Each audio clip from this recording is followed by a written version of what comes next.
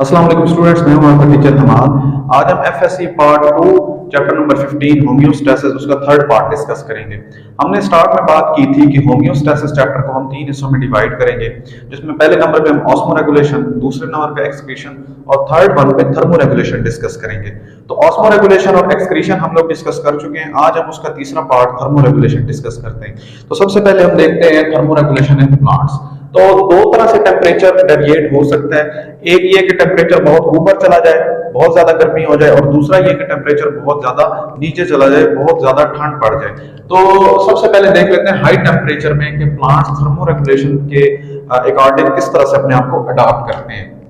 High temperature में क्या हो सकता है, प्लांट्स के जितने भी एंजाइम हैं वो एक खास ऑप्टिमम टेम्परेचर के ऊपर वर्क कर रहे होते हैं। जैसे ही टेम्परेचर ऊपर जाता है तो वो सारे एंजाइम्स डीनेचर हो जाते हैं और प्लांट की वर्किंग, जितना भी मेटाबॉलिज्म होता है, वो रुक जाता है। तो इसलिए हाई टेम्परेचर के अगेंस्ट अडॉप्टेशंस करना बहुत जरूरी है। तो सबसे पहले हाई टेम्परेचर के अगेंस्ट जो प्लांट अपना मैकेनिज्म इवॉल्व करवाएगा, वो सबसे पहले क्या करेगा, जब बहुत टेम्परेचर ऊपर जाएगा, सबसे पहले वो अपने स्टोमेटा क्लोज करेगा। स्टोमेटा क्यों क्लोज करेगा? अपना वाटर लॉस बचाने के लिए। जो ट्रांसपायरेशन हो रही होती है उसको बचाने के लिए, पानी को कम से कम एवापोरेट करवाने के लिए सबसे पहले वो अपने स्टोमेटा क्लोज करेगा।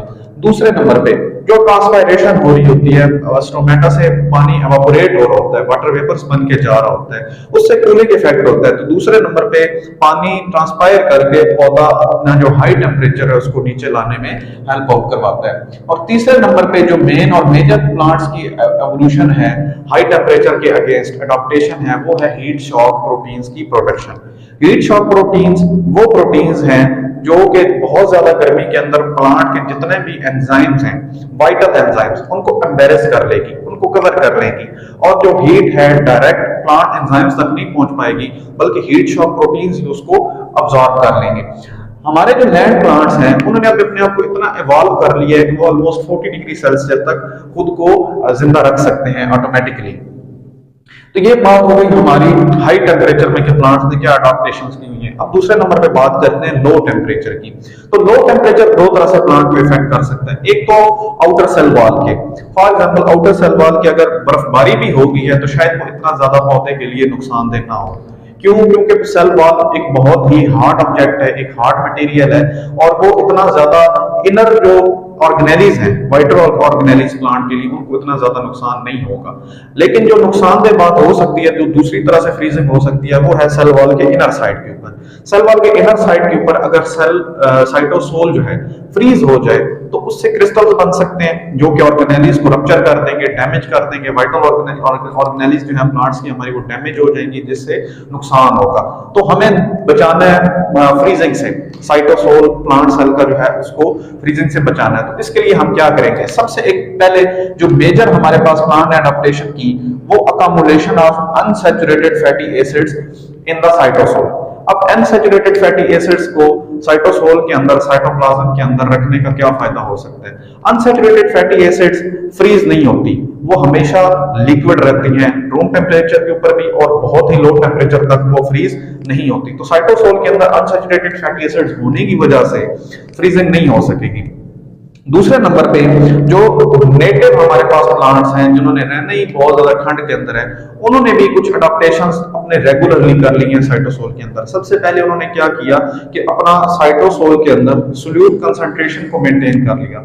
जैसे फैटी एसिड्स हमारे पास, अनसैचुरेटेड फैटी एसिड्स हमारे सोल्यूट को, हमारे साइटोसोल को फ्रीज नहीं होने देंगी, इसी तरह से सोल्यूट्स की एक खास अमाउंट वो साइटोसोल के अंदर रखने से फ्रीजिंग पॉइंट नीचे चला जाएगा। हमारे पास एक फिनोमेना पाया जाता है केमिस्ट्री के अंदर, जिसके अंदर हम अगर सॉल्यूशंस के अंदर कोई खास तरह के सोल्यूट्स डाल दें तो उनका फ्रीजिंग पॉइंट बहुत नीचे चला जाता है। तो कुछ जो नेटिव प्लांट्स हैं, लाइक अगर हम एग्जांपल हैं ओक्स की, मैपल्स की, कि जो रहते ही हमारे पास बहुत ज्यादा ठंडे इलाकों के अंदर है, तो वो अपना सोल्यूट कंसंट्रेशन मेंटेन करके अपना जो लो टेम्परेचर उसको मेंटेन करवाते हैं। इवन साइड और नीचे भी चला जाए तो साइटोसोल हमारे पास बर्फ नहीं बनेगा, आइस नहीं बनेगी, और ऑर्गेनेलिज को क्रिस्टल बन के डैमेज नहीं करेंगी। अब हम बात कर लेते हैं अडॉप्टेशन इन एनिमल्स के अंदर, यहां तक हमारी प्लांट्स की अडॉप्टेशन कंप्लीट हो जाती है हाई टेम्परेचर की और लो टेम्परेचर की। अब हम बात करते हैं अडॉप्टेशंस इन एनिमल। एनिमल के अंदर थर्मोरेगुलेशन डिपेंड करती है एक्सचेंज ऑफ हीट के ऊपर, कि एनिमल खुद कितनी हीट प्रोड्यूस कर रहा है, एनवायरनमेंट से कितनी ले रहा है, और गेन और लॉस का रेट क्या है, एक्सचेंज का रेट क्या है उनमें, इस चीज पे डिपेंड करेगा।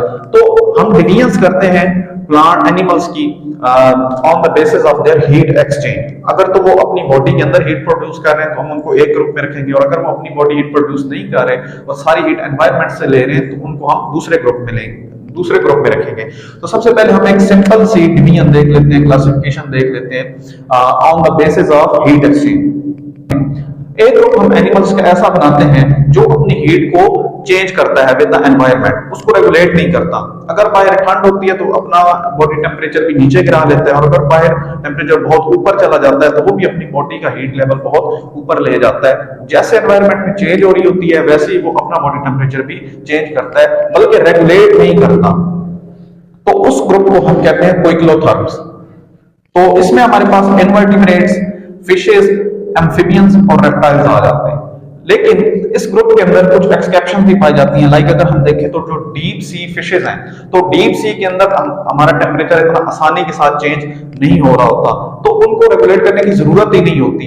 तो इसलिए हमने एक तो बात की है कि फिशेस रेगुलेट नहीं करेंगी, चेंज करेंगी बॉडी टेम्परेचर, लेकिन फौरन ही साथ हमारी एक्सेप्शन आ गई कि जो डीप सी फिशेज हैं वो अपना बॉडी टेम्परेचर रेगुलेट कर रही होती हैं। दूसरे नंबर पे हमने कहा कि जो रेप्टाइल्स हैं वो भी अपना बॉडी टेम्परेचर मेंटेन नहीं करेंगे, और अपना एनवायरनमेंट के साथ बॉडी, जैसे एनवायरनमेंट का टेम्परेचर चेंज हो रहा होगा अपनी बॉडी का भी टेम्परेचर चेंज करेंगे।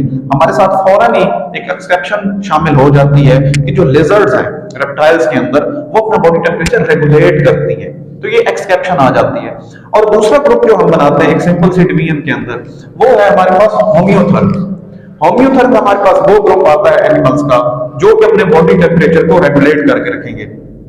रेगुलेट से बात ये है कि अगर बाहर टेम्परेचर ज्यादा भी हो रहा है तो ये अपने बॉडी को इस तरह से एनवायरनमेंट के साथ अपना बॉडी टेम्परेचर ऊपर नहीं ले जाएंगे, और अगर फ्रीजिंग टेम्परेचर पे आ गया टेम्परेचर तो ये अपना बॉडी टेम्परेचर एक खास लिमिट तक मेंटेन करेंगे, उसको फ्रीजिंग पॉइंट तक नहीं ले जाएंगे। इसमें हमारे पास बर्ड्स और मैमल्स आ जाते हैं। तो जैसे हमारे पास क्विक्लोथर्म में एक्सेप्शंस आई थी, वैसे ही होम्योथर्म्स के अंदर भी कुछ एक्सेप्शंस आ जाती हैं। जैसे अभी हमने कहा कि बर्ड्स और मैमल्स मेंटेन करेंगे, लेकिन हमारे पास एग्जांपल्स आती है कुछ बर्ड्स और मैमल्स की जो कि अपना बॉडी टेम्परेचर को रेगुलेट नहीं करते बल्कि चेंज करते रहते हैं।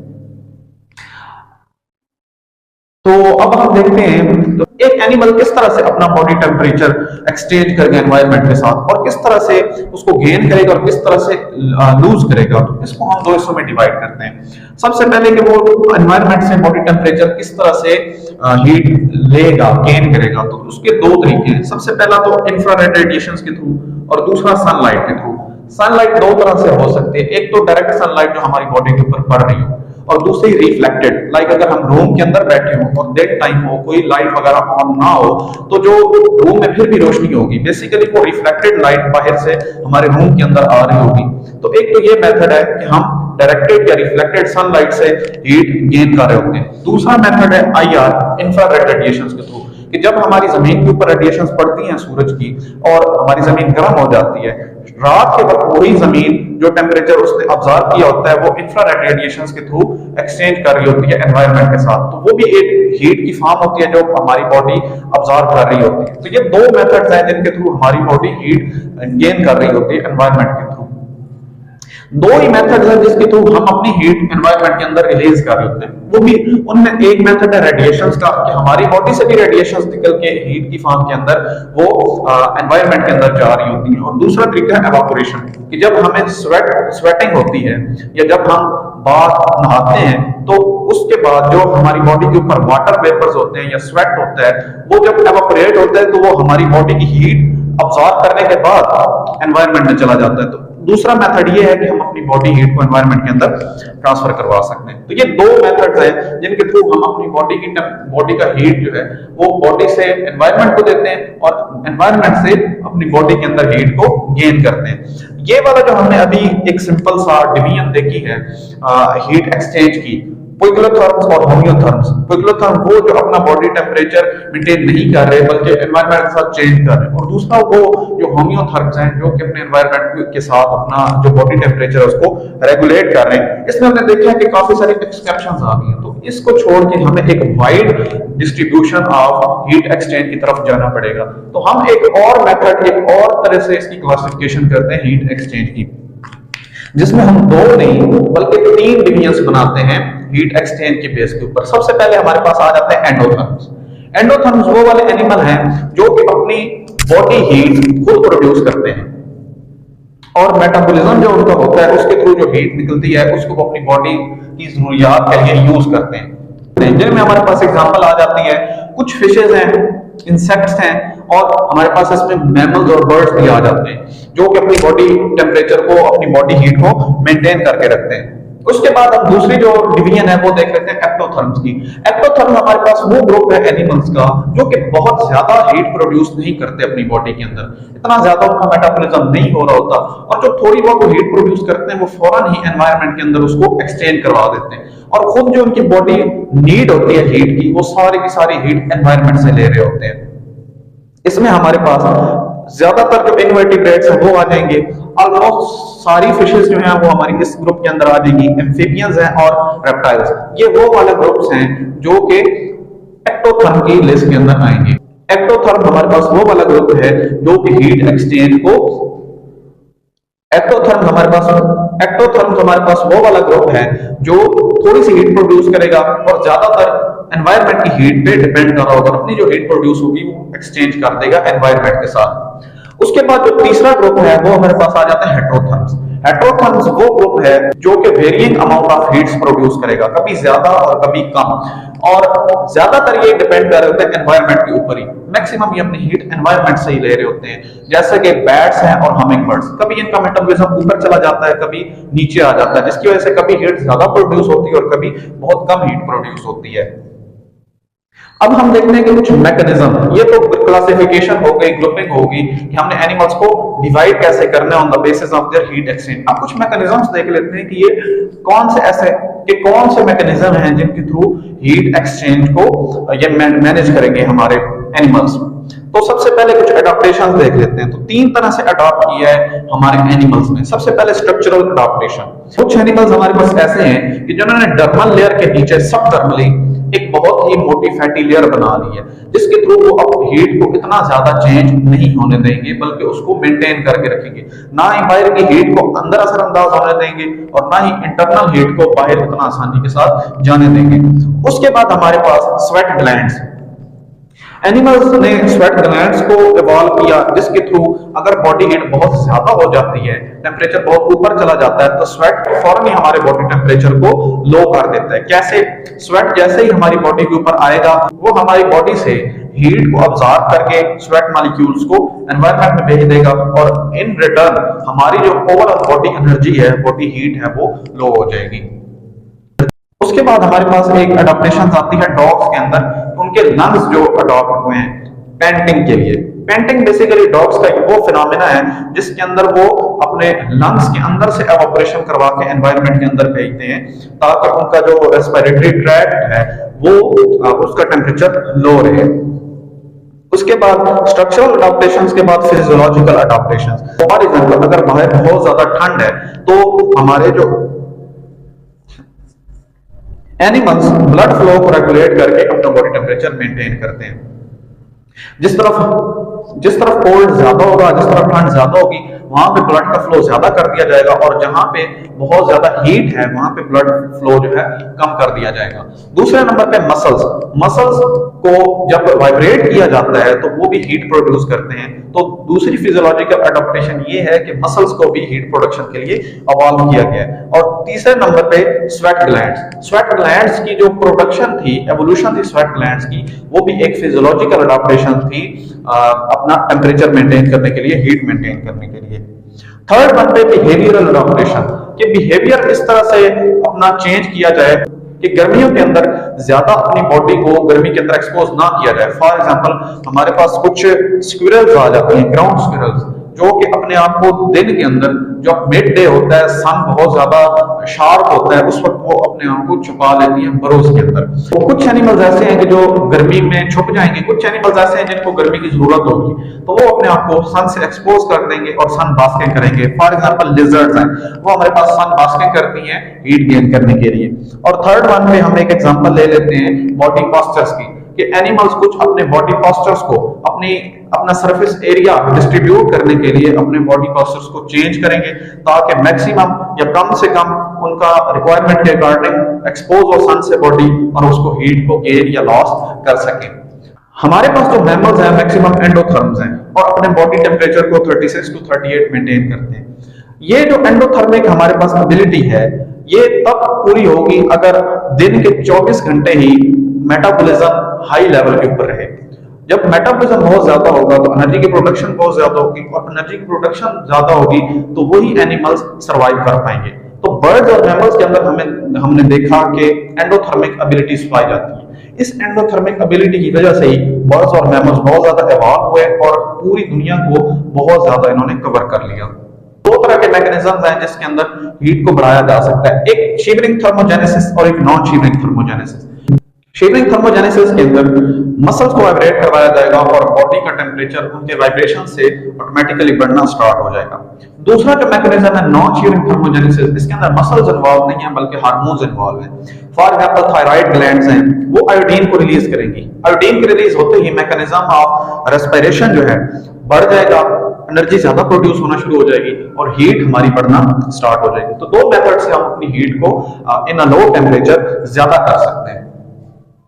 दूसरे नंबर पे हमारे पास ब्राउन फैट की एबिलिटी है मैमल्स के पास, कि हम ब्राउन फैट एक फैट की वो टाइप है जिसके थ्रू हम बहुत ही रैपिडली एनर्जी को प्रोड्यूस करवा सकते हैं, जो कि सिर्फ मैमल्स के पास है।